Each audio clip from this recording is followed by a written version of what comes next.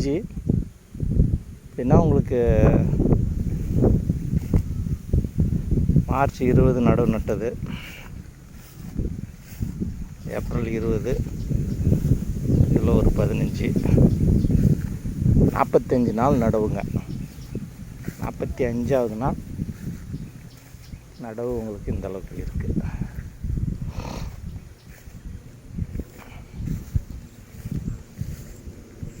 குறை இருக்கிற மாதிரி தெரியலைங்க.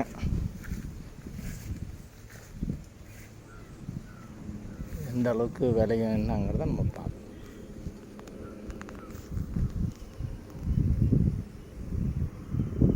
அங்கங்கே இந்த நெல் கோரை மட்டும் இருக்குது, அது 1 2 இருக்குது, அதை அப்படியே எடுத்துடணும்.